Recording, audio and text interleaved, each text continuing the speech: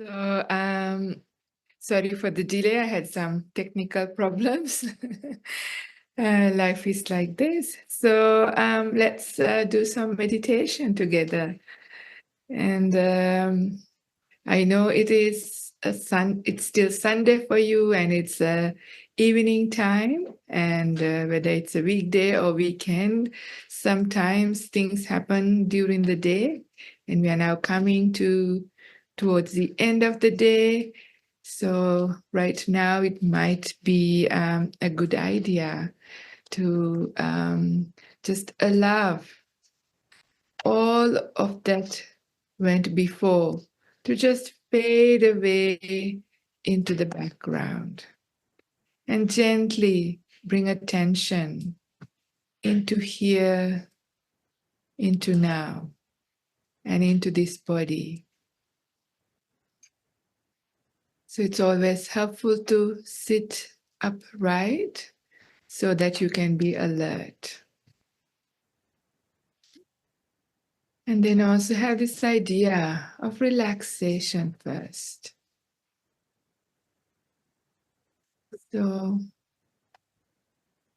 just with your mind's eye, check any parts of your body that needs a bit of care. And send some affection to those parts that are not feeling all that great. Instead of rejecting, just accept whatever is happening to be.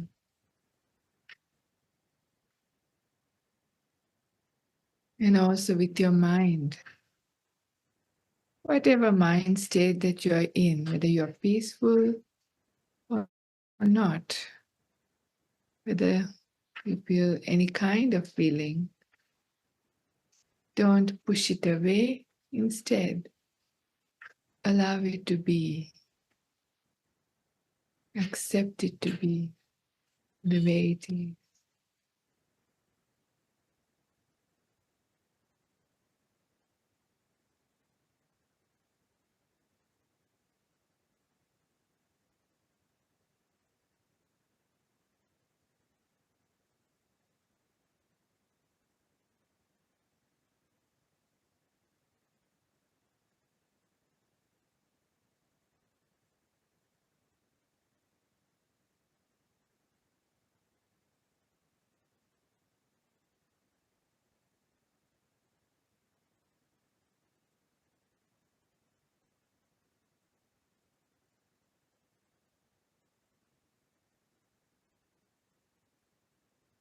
If you wish to have some assistance in establishing then I invite you to become aware of your jaw and relax your jaw.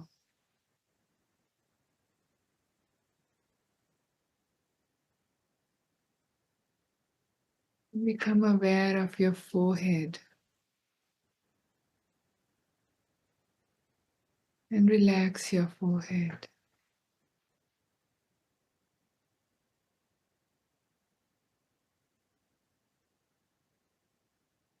Become aware of your eyes and the muscles around your eyes.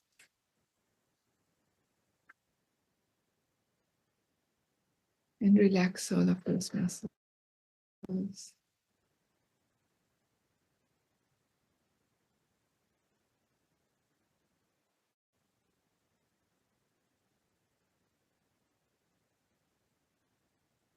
Become aware of your cheeks. And relax your cheeks.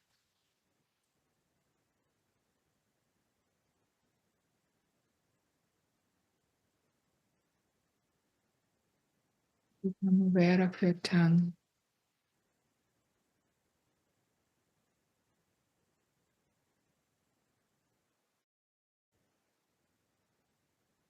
And relax your tongue.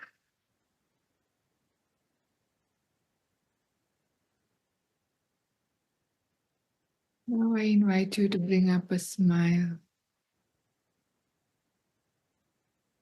And Notice the uplift of your mind with a smile.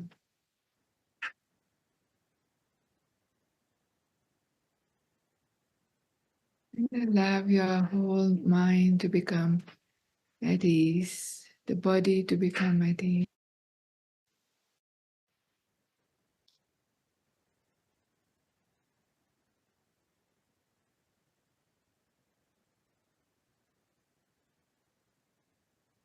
I find it helpful to pay attention to the touch sensations of my palms and my feet as a way of grounding myself to here and to this body.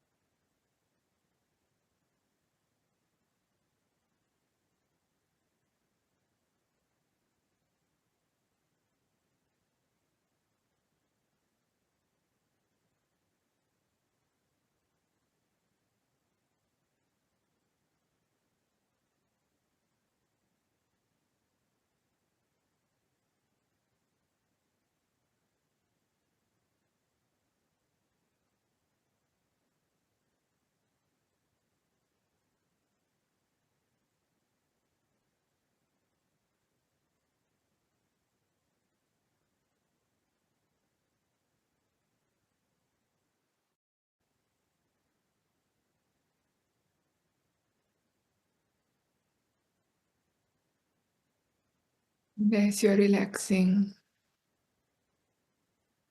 as you're becoming aware,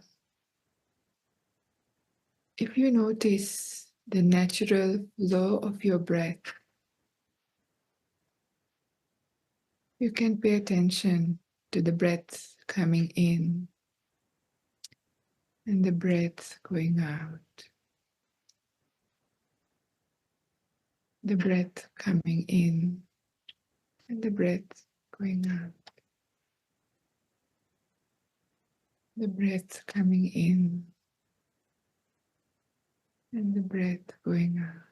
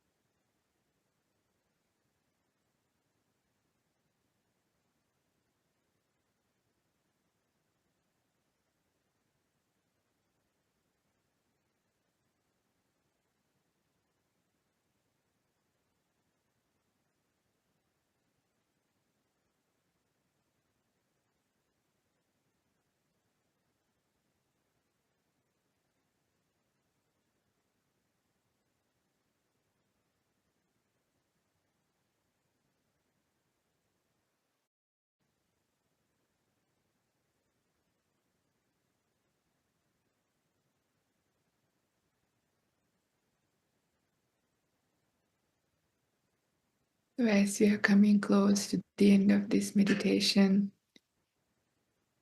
take a few moments to see how you feel. How is your body?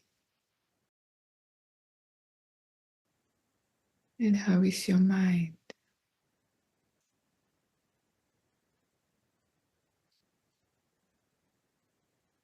See what worked and what didn't.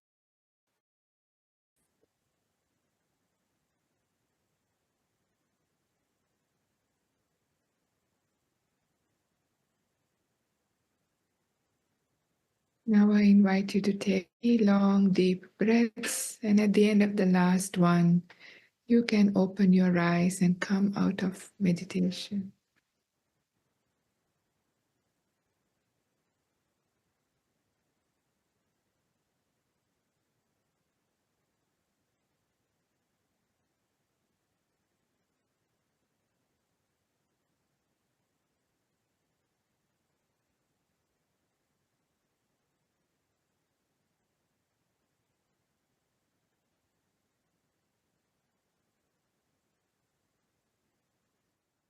So,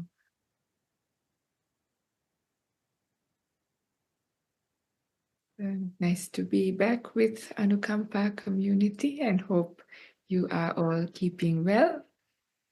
And Venerable Upeka is here with us, not in Santi, but at Lumia. Just letting you know she's keeping well as well, and we are all on Rain's retreat.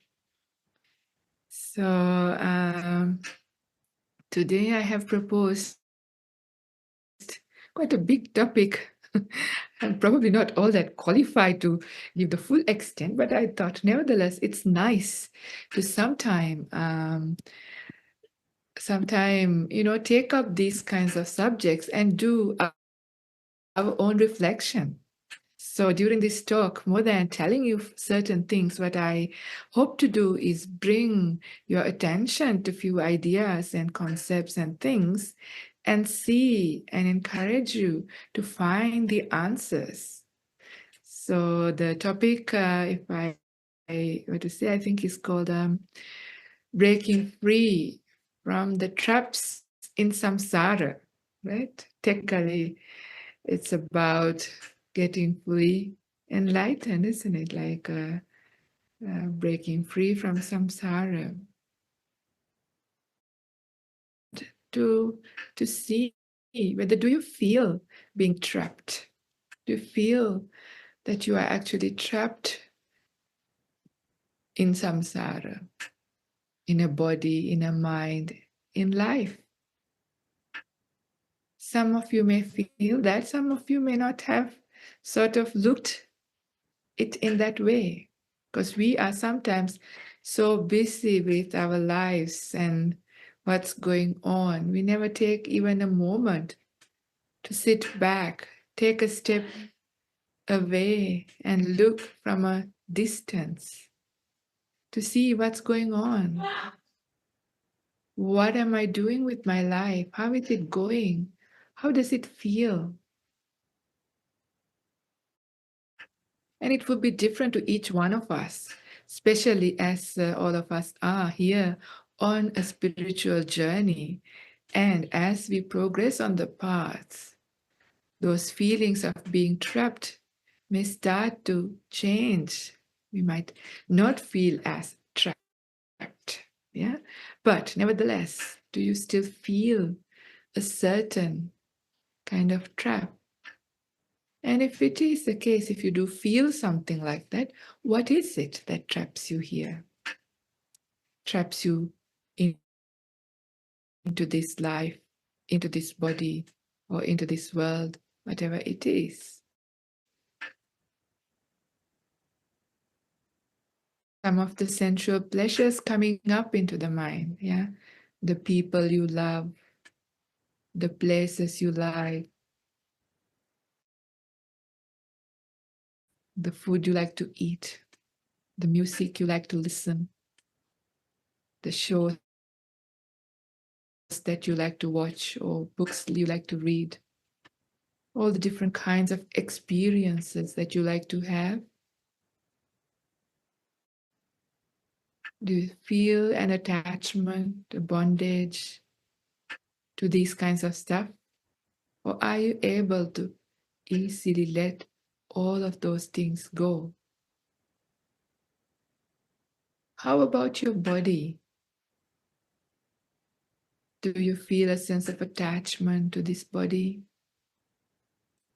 Are you very concerned about it when it gets unwell or in pain? Nice reflections, helpful reflections. And you might see for each one of us, things are different, yeah? We may have given up or let go of some parts of our sensual world, some of the people, or some aspects of our body. But there may still remain others, because if we are not fully enlightened, that would be the case, right? The fully enlightened being would be free from all traps. But for anybody as yet unenlightened, there will be, certain things that traps us. And sometimes some of these very strong desires, which we still may have for certain, even few things, even one thing is enough. And we become the slave of that very thing. And I don't know about you, but I have certainly felt that certain times, certain desires or certain things that you still have an attachment to pulls you so strongly that you have mindfulness. You are aware about these things and you are aware that, this is going to get you into trouble. Even then, sometimes it is really hard to see if these things have a power of themselves. Yeah, see whether you have felt like that at times with certain things. Yeah, really nice song that you used to like for a long time and you hear it being played and it's hard not to enjoy it. Or it could be a kind of nice food that you used to enjoy so much. Maybe it's no longer good for you. Like let's say if you're a diabetic and if it's a kind of very strong sweet, you know that it's not going to be good for you. But sometimes the pull is so strong that mindfully you eat and you feel guilty, difficult to even stop at times. Yeah, restraint becomes harder. And I will come back to this hopefully if I remember why it is like that and what to do about it. But it is important to notice how we are trapped. But I want to bring out some nice suttas as well for reflection. Now, one of the things that actually inspired me to give this topic for today is this sutta. If it is okay, I might recite it in Pali and then also say it in English. Namang sabbam anvabhavi namabhiyo navijjati namassa ekadamassa sabbeva vasang anavagu. It is a Nama Sutta in Samyutta Nikaya. And this is the English translation for it by Katapuru Jnanananda Thero. Name has conquered everything. There is nothing greater than name. All have gone under the sway called name.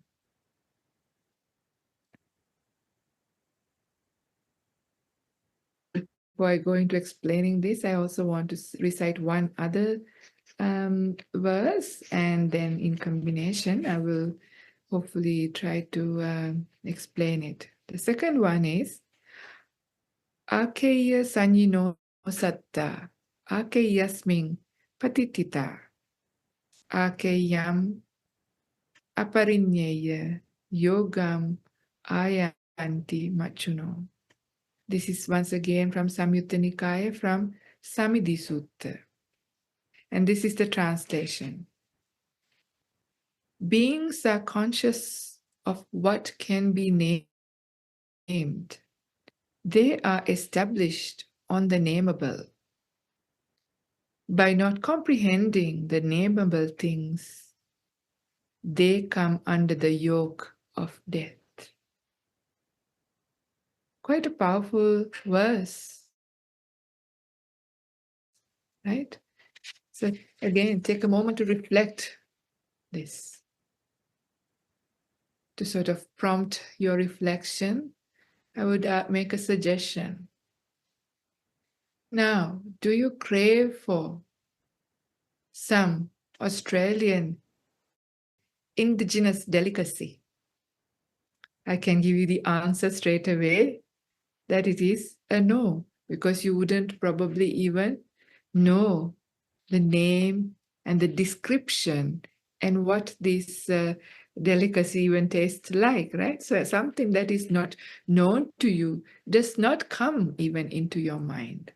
But of course, if you had watched a documentary, heard the name, or somebody has told you about, such and such a food being a delicacy, and that's its name, and that's how you cook it, and this is what it tastes like, then even if you haven't tasted it, there is some, description about it. There is using the linguistic usage, yeah? And comparing it to things that you already know, then perception starts to develop. And with that, you might even start to desire. Now, and if any one of you watch some of these cooking shows that are so common in the world, yeah, you see all different kinds of food from different parts of the world that you may have not gone yet, food that you may have not eaten yet, but you see them, you hear about them, and you see people on the TV eating them and how nice it is. And after a while, you feel like you want to, spend the money to fly over and go to that particular place and even try it out. This is common in the world, right? So before you saw that cooking show, you had no idea. Your mind was not established on that kind of food. But then after having seen it, you spend lots of money, lots of time just to go and experience it. This is just one example. But of course, you can see, how these things happen in our life, in our mind. Now look into all of those desires. If you felt trapped in your desires, your wants, and your attachments, how did they come about? How are your attachments there? Yeah, the people or the things. Why are they held on to so tenaciously? Yeah. Why are they bringing you happiness? All of these things are related to, can you see the perceptions that you have built up, the views that you have,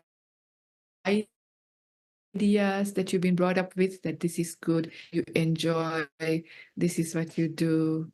Yeah, this is how even our fantasies build up, isn't it, about anything, even if it is a fantasy about going on a holiday or building a house, the kind of house you want, or a relationship you want to have.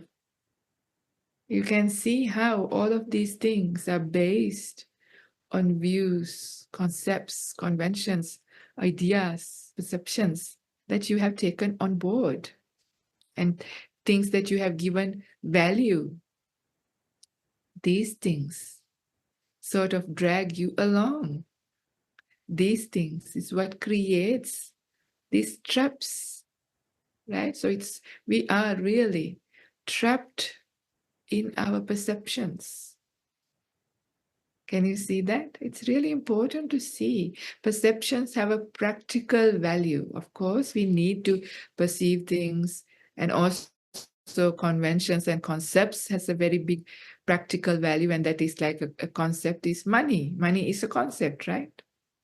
Without a concept of money, it's very hard to even run an economy. I mean, there were times that the concept of money wasn't there in the world. There was the exchange, the barter system. So that's another kind of concept that probably doesn't really exist now in the modern economy. But these are just concepts which has practical value. Another one that gives us a hard time is the road rules, right? Road rules are absolutely essential. Without traffic rules, we can't even drive a car or feel safe being on the road. Yet, when we see people breaking traffic rules, how angry people get, right? You hear sometimes people start swearing, getting furious. Yeah. So you can see how these things bring up difficulty for us. But it's just a rule, right? So somebody else is braking far away in another car. Of course, if you can call the police or do something about it, that's fine. But what's the point in getting angry inside of your car and getting really, emotional and upsetting your own mood based on a concept that has a practical value? Another one to bring up is this idea of Valentine's Day, for example. Yeah, it's a commercial day. When I was really little, there were no Valentine's Day. I think these things I came to know much later. These are not, they're fairly new concepts, right? So, but now, how much that affect people, isn't it? I mean, your loved one might have expressed their love to you so many days in the year, and maybe they just forgot the Valentine's Day, and it happens.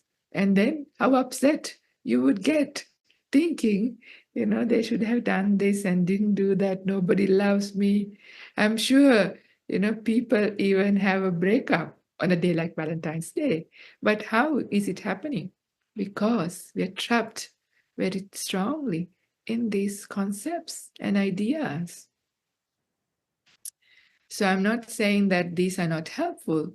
All of these things are helpful. We need them to function as human beings because we are social beings. We don't live completely independently. We live dependent on others in a social context. So we do need to have these things. But when these things go beyond their practical value, that is when they start to affect us. Yeah. Either we get angry and we get trapped in that anger, in that worry, in that anxiety, in that desire, in that sadness, all of those things. Yeah. So what happens is we name things, we give descriptions to things, we take them on board, and we are very gullible to these things. A lot of it is really made up, isn't it? Now think for a moment what or who you think as somebody who is beautiful. Now, is it the same for each one of us who's here? And certainly not, isn't it? Some people here might think beautiful, blue eyes are beautiful, and others might think brown eyes are beautiful, or whatever it is, a certain color of hair. It is whatever you have taken up. The thing itself isn't the thing, yeah? It is your intention, the lustful intention is what makes your desire. So this brings me up to read another very, very beautiful verse. This is from the Numerical Discourses, book number 6, sutta number 63, called Nibedika Sutta.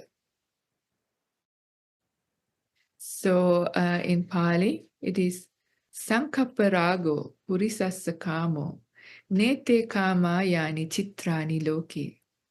Sankapparago Purisassa Kamo Titani Chitrani Tateva Loki Ateta Dhira Vinayanti Chandanti. So the English translation is, they are not sensual pleasures, the pretty things in the world. A person's sensual pleasure is lustful intention. The pretty things remain just as they are in the world. The wise person removes the desire for them. So there we hear the first instruction on how to be free from these traps, right? So we are trapped into the sensual world, to the Kama Loka. because of our lustful intentions. Yeah. And how did they come about? They come about when we contact something. We contact something, there's two types of contact that happen, right? Patiga sampassa means that just the light coming into your eye, for example, if it is a contact of sight, when there is some kind of form, some kind of thing happening, the light come and hit our retina and we have a experience. And then that becomes an object to our mind. And then the perceptual process kicks in, and there is that identification and naming of things. And this is called adivachana sampassa. This is the designation contact. And that is where that naming and the getting trapped into perception starts to happen. And this is also where we have some way of release. So the spiritual path is also about learning how to turn around the useless or the difficult or the dangerous perceptions, the perceptions that traps us into samsara. This is also done by replacing the unwholesome perceptions with wholesome ones. So all the Dhamma concepts are also perceptions. So you build up these perceptions, and then based on those, eventually we get a release. So in the beautiful sutta comes to my mind right now, and that is called Nibbana Sutta. I believe this is in Anguttara Nikaya, book 4. And this is a sutta where Venerable Anand asked a question from Venerable Sariputta. And the question is, he says, here people have been practicing so well, meditating, but why are they not getting enlightened? Yeah. And if you know about who Venerable Ananda is, he was already a stream winner. But it took a long time, many decades, before he became fully enlightened. So I was feeling even, was even asking about himself, why am I still not getting fully enlightened? What is stopping me? What is trapping me? Yeah. And Venerable Sariputta says it is because not comprehending 4 different types of perceptions. Yeah, and they are Hana Bhaga Sanya, Visesa Bhaga Sanya, Titi Bhaga Sanya, and Nibbadika Bhaga Sanya. So Hana Bhaga Sanya are the perceptions that lead to deterioration. Visesa Bhaga Sanya are perceptions that lead to distinction. Titi Bhaga Sanya are perceptions that leads to stability. And Nibbedika Bhaga Sanya are the perceptions that lead you to the final breakthrough, that which brings insights. So as you can see, there are 4 large categories of perceptions. So all of those sensual perceptions that the lustful helps to bring up or creates those lustful intentions, they are falling under the first category, the perceptions that lead to deterioration. In other words, keeps you in samsara, keeps you in suffering, and leads you to suffering. Yeah. So, but Vedika Bhagasanya, they're still perceptions. These are the perceptions that release you from samsara. And one of them is this Sabbaloke Anabhirata Sanya, the perceptions of non-delight in the entire world. Yeah. So these are also very helpful perceptions to be cultivated, to be developed as we practice our spiritual journey. So just meditation and sitting for a little while and becoming peaceful isn't enough to break free from these traps. It is absolutely essential to become peaceful and make our mind powerful and get deep samadhi, because that is the kind of mind that has that power, the energy that is required to build up these perceptions and insights. But it is also important that we direct our mind and we cultivate them and we start them, even starting from our day-to-day lives. So this is where it is helpful idea and see how we are trapped in perceptions and see, can we change our perceptions about things, about people, about situations. And if we are able to change the way we look at things, the way we perceive things, or how we think about things, our views, when we change them from wrong views to right views, you know how much peace that brings, isn't it? This is really important. So take, for example, this very verse, the last verse I mentioned. Yeah, it is the beautiful things, the things that are delightful and tantalizing in the world. Yeah, they just have features. Yeah, all kinds of different colors, shapes, and sizes. But it is what you have taken on board and brings up that desire. But there's a choice, right? You have a choice in how you want to think about a certain thing, a certain person maybe you're attracted to. This is where this Asubha Bhavana, like the meditation on just the repulsiveness of the body, or just the elements, just meditating on the elements that makes up a body is helpful. Instead of looking at the features and thinking about them as beautiful, think about the most beautiful person. If their most beautiful eye, if they take their eye and give it to your hand, would you want to hold it? If they take out a lock of their hair, beautiful hair, that which you want to stroke, if they take it out and give it onto your dinner plate, how would you feel? You know? So when you take each individual body part separately, you understand they are just body parts and they're not really attractive. In fact, they are a little bit repulsive even. But when you see them as a whole, yeah, connected to a person, we are trained to perceive it as beautiful, as attractive, and desire can come up.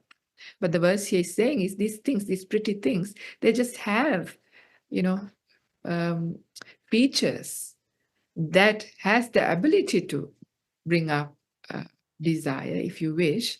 But based on the same features, you can also go the opposite way, have non-desire coming up, just understanding what they are, right? So this is how you slowly change the perceptions about things.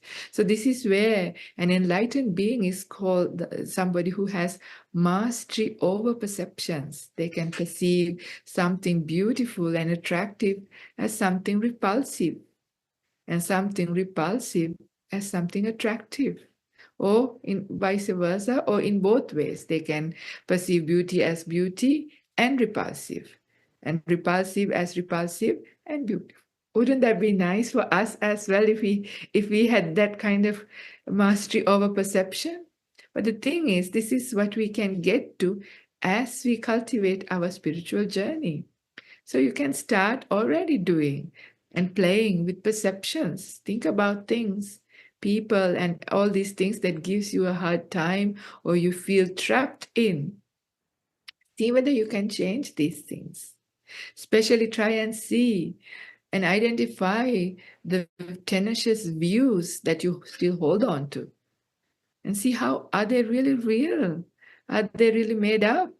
Yes, they might have a practical value, but is that worth the while to being still trapped by them?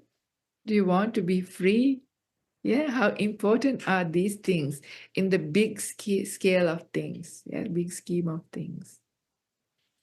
So instead of allowing all of those things to be and keep us trapped here, it is good to slowly work through them, some of the big ones, right?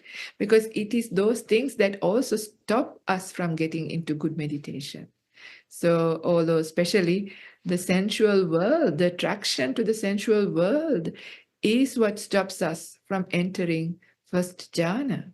And as we know, jhana or deep meditations are absolutely necessary for us to break free, because the power of that mind free from the hindrances, is necessary to really fully see things for what they are. But in the meantime, we can start building up perceptions based on whatever we can see with whatever little piece we have, the information we have. The teachings are helpful because the Buddha can give descriptions about the reality of things, and we can apply ourselves in that way, and we can start that process. But then as we start to see the futility of these things, the transient nature of all of those things, then we start to lose our desire for them, yeah?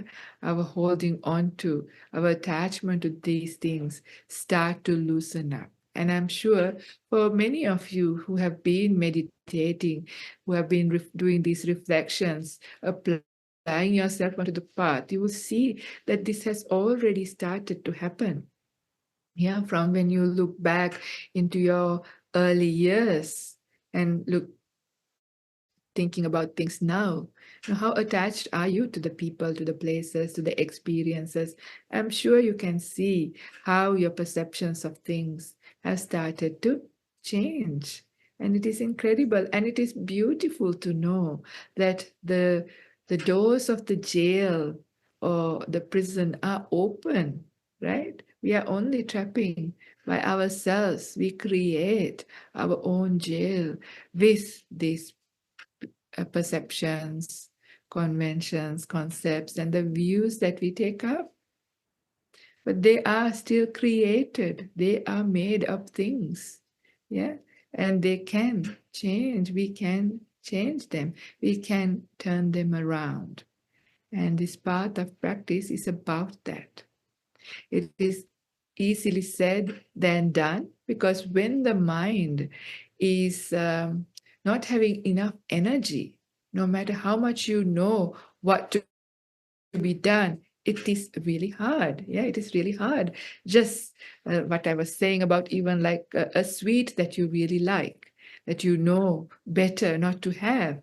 But at a time when the mind is not having enough energy, maybe you are sick, maybe you're tired, you're down, or you're sad, or you're upset, or something like that. And those are the times you might still have a little bit of mindfulness to know that you shouldn't do it, but you don't have enough energy in the mind to restrain. So this is where it's hard, and this is where you can't also perceive it as dangerous, it's useless, or look at it in another way so you can stop. So this is also where it is so important that we build up joy states in our mind. Yeah, starting from generosity, starting from virtue, and going into meditation, cultivating that joy and energy in our mind is extremely helpful and extremely necessary to even have restraint, let alone to turn things around completely and be free from them. So this is what the whole path is about.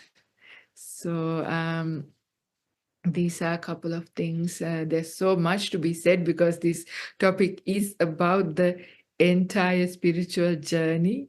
Yeah, understanding the traps and understanding how to work with these things. But I want to just finish this with reading an extract from one of the most profound suttas, but just to make it complete, just to see the power of these things. And this is from Majjhima Nikaya, Chula Sunyata Sutta, that is Sutta number 121. It's a very long sutta on perception of emptiness, but I'm going to only read a very small section because this shows how are these taints that keeps us going in samsara. So there is 3 different types of taints, and they are called kamasava, bhavasava, and avijja asava. So taints of the sensuality, taints of existence, and taints of ignorance. These are the roots. These are like the things that give rise to everything else. So how are they abandoned? Because it is when these asavas, when these taints are completely released and we are liberated from them, that is when we are completely released from this trap. Just to show that it is possible and how it is done, I'm just going to read out one small extract from this, and I encourage you to read the entire sutta and listen to it, maybe also being explained. So here it goes. Again, Ananda, a bhikkhu, not attending to the perception of the base of nothingness, not attending to the perception of base of neither perception nor non-perception, attends to the signless, dependent on the signless concentration of mind. His mind enters into that signless concentration of mind and acquires confidence, steadiness, and resolution. He understands thus the signless concentration of mind is conditioned and volitionally produced. But whatever is conditioned and volitionally produced is impermanent, subject to cessation, and sees thus his mind is liberated from the taint of sensual desire, from the taint of being, and from the taint of ignorance. When it is liberated, there comes the knowledge it is liberated. He understands birth is destroyed. The holy life has been lived. What had to be done has been done. There is no more coming to any state of being. So that's a very, very high goal and a high level and a final liberation. But it is nevertheless nice to see and know the complete liberation, the break free that is happening. But again, bringing our mind back to here and now, to where we are at, and just doing that little bit of work that we can do, playing with our perceptions, playing with our views, and slowly turning around wrong views, and instead establishing ourselves in the right views. These are very big and long topics, but you will hear them again and again being mentioned, and you can read about them, study them, and reflect on them. And this is how we may be able to break free from all the traps in samsara. So I shall stop the Dhamma talk here and open up for questions. Venerable, can I ask a quick question? Is it the MN 121 that you... Yeah, Yes. okay, thank you.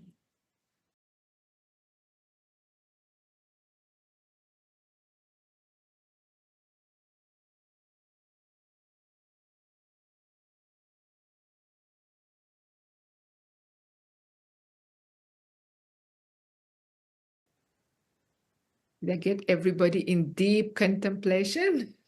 Or did I lose everybody? Or are you still with me? Okay, somebody has unmuted, and would they like to ask a question?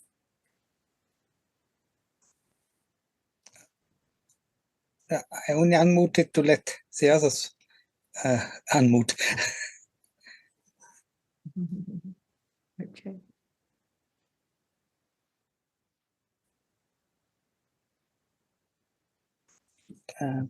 Benjamin, may I ask you to unmute, please? Hello, thank you, Venerable, for the talk. Very interesting. I was wondering about something you mentioned. You were talking about how it can be a lot harder to practice when the mind doesn't have energy because you're ill or something like this. My background is I've essentially been ill for 25 years, and I find it's very true that it's a huge obstacle to practice. It's much harder to meditate when you're not well and to do all the other aspects of practice. And I wondered if you have any advice for mitigating that and practicing as best one can in the face of illness. Yes, actually, there are good sides to that as well. In fact, some people really get good meditation as a result of that. You start from a difficult place. Certainly, if you have physical pain, or if you have mental sickness or whatever it is that is bringing your energy down by body and mind, it is not as great as when you have a good body and an energized mind. But nevertheless, mind and body are quite different things, right? When you have the right attitude, when you have the right view, and in one of the suttas to the Nakula Pitu, that was somebody called Nakula, his father, to an old man, the Buddha gives this advice. When this old man was saying, now my body is really old and sick and I'm sad because I can't practice the path. And the Buddha said, don't say like that, a friend or Nakula's father. He says to him, let your body be sick, but let my mind not be sick. Yeah, let my mind be okay. And you can really use, separate out those two things. It is, again, easily said than done. But the thing is, sometimes you can bring up some motivation based on the physical illness or the sickness itself, because you realize that life could be short. Yeah, time is hard, or you can understand the suffering a little bit more profoundly. So sometimes that when life is going really well, this is not there for some people. Yeah, when things are going really well, people get lost in the world. But when there is something that is really there, very current, like an ongoing chronic illness, that gives a motivation. So that motivation itself has incredible power to get you started in spite of the difficult circumstances. So it is building up that inspiration in your mind. This is helpful. So thinking that it is still possible, even though it may be difficult, it is possible. And it is certainly the case. You may have heard stories from Ajahn Brahm, who says that he had a story comes up with one person who had really chronic pain, and the pain levels are 10 out of 10. And this was a person who was even allowed to be given the normal drugs, like, the illegal drugs, but he was able to take, because the pain levels is so severe and it's a chronic situation, and he has to endure that and live with that for the rest of his life. So it's quite hard. And he says, even if he takes some of these drugs, it is still quite difficult. The pain is still there. And he just wanted to try out meditation, but he was so motivated to meditate. And he was one of those people who managed to make the EEG and ECG flat, meaning that got into real deep meditation as a result, because you're so highly motivated when you have suffering in your life sometimes. And this has happened to me too, not with necessarily too much the physical pain, but just a day that is not really that great. You have these kinds of days that you have maybe a bit of physical pain, your mental energy is low, and you feel a bit yucky and not great. But or maybe somebody has said something and you feel sort of really not happy about it, and this kind of mind state. Yeah.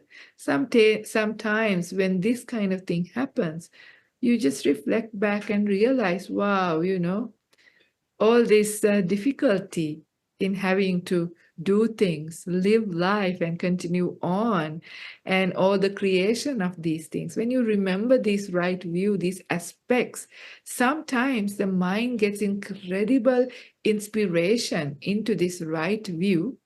It actually stops going into the future and into the past. It realizes that, all of those things only bringing suffering. Yeah, thinking about the things that are difficult in your life or worrying about the future. It's all created things. When you see the emptiness, the futility of these things based on that right view, sometimes incredibly, at a time that you don't expect your mind to stop, the mind actually can stop. So there is hope. So not to give up hope, to see and know that it is actually possible, even in spite. I mean, you might need more effort, but inspiration is the way to go. And inspiration comes up from building up the right view. So build up much right view related to those aspects and see whether your mind would let go of the body and the sickness and instead just incline to stillness. It is possible. And that's what comes to my mind. Maybe more could be said, but I don't know. Is that helpful? Yes, it is. Thank you. Okay. All right. Thank you for that question. Darren, may I ask you to unmute, please? Thank you, Gunther. Thank you, Venerable, and thank you for everyone being here. This was really deep, and my mind was not present. It was going all over the place, listening to the teachings and you and talking around them. And what was coming to my mind towards the end was attachment and grasping to those names and to those perceptions of those names, and about that letting go and letting things be. And I think over the last few months or so, I've been through personal journey, especially the last few weeks, with relationships, and my perception and expectation on what those relationships should be, particularly around my children, they're 20 and 21, and a relationship that I was in, and the samsara that was coming from it, based on my perception of what I thought. And when I stepped back and was able to sit on that proverbial riverbank to watch these emotions flowing by, that's where I've been slowly starting to get back my inner peace and acceptance around situations, and just noticing that where my meditation practice hadn't been so strong, there's a direct correlation into where my inner sanctuary is, essentially in being able to let things go. Also noticing that I suffer from really bad tinnitus, and when I'm when I go into meditation, quite often I don't hear it, but as soon as somebody talks about tinnitus or I think about it, then it's just there, and it's just it's just going into that moment of it being just white noise and ignoring it. I'm not quite sure how I got to that part, but thank you. There was just so much in there, and I just loved also what you were saying around right view, because if I have the right view around things, then samsara isn't going to be so prevalent, because I don't have the attachment or the expectations and what the outcome should be, and just knowing that everything's transient and everything is impermanent, and I just need to get out of the way and just be. Thank you so much. Thank you for sharing that. This is really, really helpful for people to hear. And this is what you have done is quite pretty good, worthwhile commending, because this is what it is, things like close relationships, no matter how much you know about these things, still cause quite a lot of pain, and it can drag you down, right? So we need to learn how to surf. Coming from Australia, it's especially important to bring up this word of surfing, surfing through these difficult waves, right? We still have to do. And how do you surf? How do you remain afloat? Just like you said, is by using that right view around these things. And however much you have that right view, allow it to be, and just taking a step back and allow all of those things to flow over. Flow over. And you can just surf there and be there and have that confidence. This is where confidence or faith in the Buddha's teachings also come in. It's a faculty, right? Confidence is a faculty. So when you have that confidence on right view, the teachings, knowing how true they are. So even if we are not there yet fully with these things, with that confidence itself, we can surf through these very difficult peaks and, allow them to subside. And as we all know, everything is impermanent. It changed to better or to worse. And from being worse, it changed to being better again. So having that trust, then you are able to be patient and allow things to be. And this is a very, very helpful thing with both emotional pains and difficulties, as well as physical pains and difficulties. So learning to surf using right view is helpful. Thank you for sharing that. Yeah.